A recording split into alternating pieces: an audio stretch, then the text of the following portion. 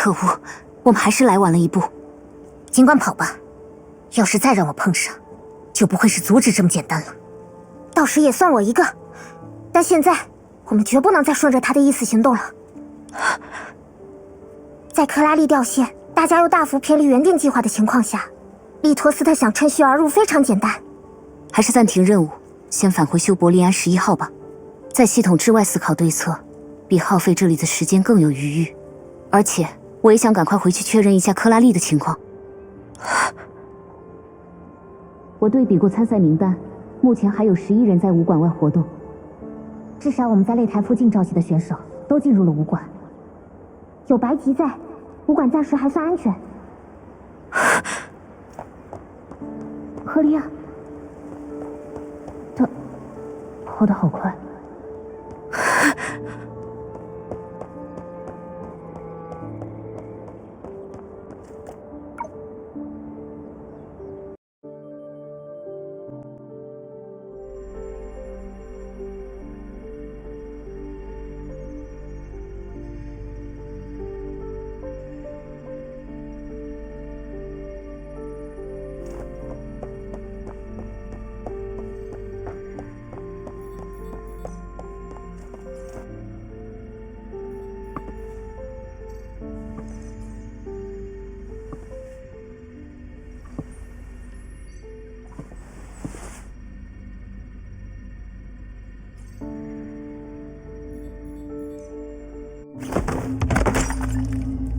克拉丽！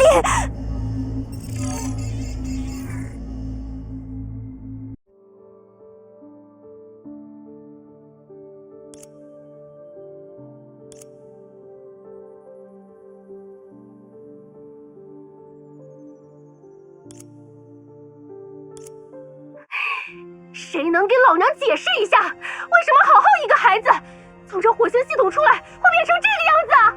特斯拉博士，请冷静一点，情况还在我们的控制之内。混账利托斯特，是老娘现在没办法。小乔，我没再聊你克拉丽姐姐的事，只是在沟通工作需求。先写你的作业吧。在鸡窝头他们赶来之前，就拜托您了。啊，我可从没说过寻梦者系统中的历史就只是单纯的历史吧。说到底，这种规模的量子计算机演算模拟出的数据集已经无限接近真实世界，会对现实产生一定程度的影响也是有可能的。不过，系统内复原出的 NPC 竟然做出了大幅偏离原本历史的举动，最终还干涉到了现实，这一点的确很奇怪。虽说寻梦之旅在赫利亚与克拉丽发现终端前就开始了，但现实中的生命进入终端的确是近来有之，所以我确实没能预见到这样的意外。被反将了一军啊，还真是大失败。原来你是这种会老实承认失败的类型。我从一开始就反对这事儿，火星跟地球有屁关系？凭什么要克拉丽因为火星的事情变成这样啊？希尔和爱因斯坦博士已在1小时前登上了飞船，那柄神之剑也在。有什么用？你也清楚，主人是不希望引发大家的恐慌才……够了，赫利亚还在这里。我……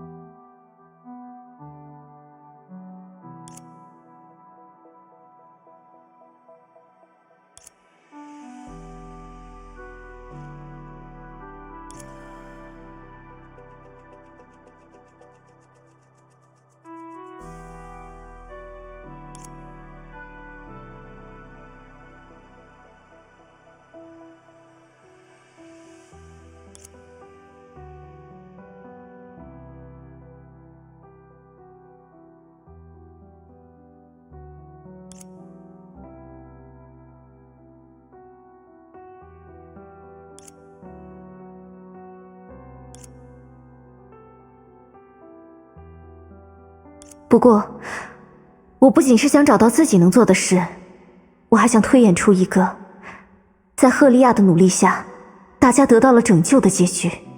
虽然那样的结局，是现在的我对着录像推演10万次，都没办法达成的吧？如果是明年的你，推演6万次就能达成了。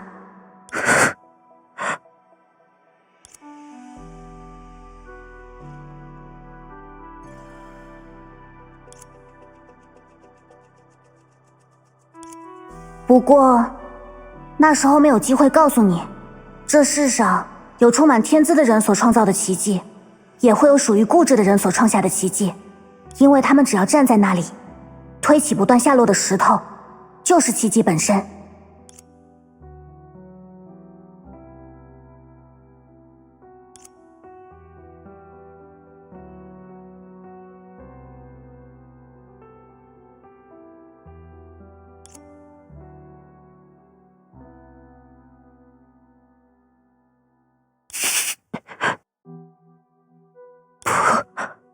不会的。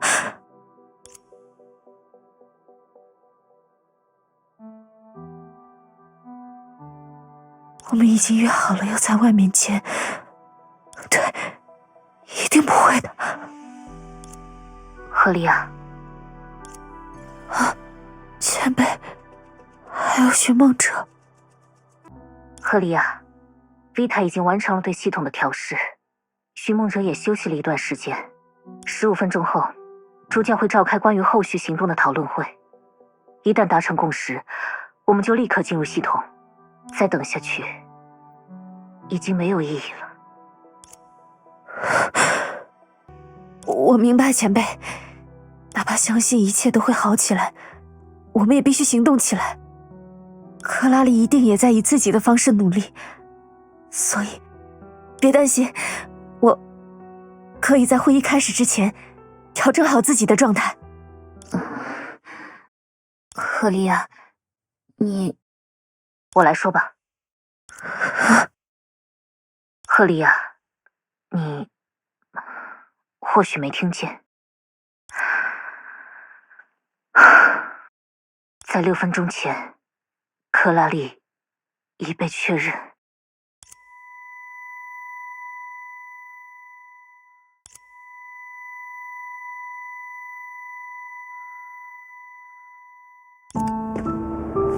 对不起，赫利亚，医生们已经尽力了。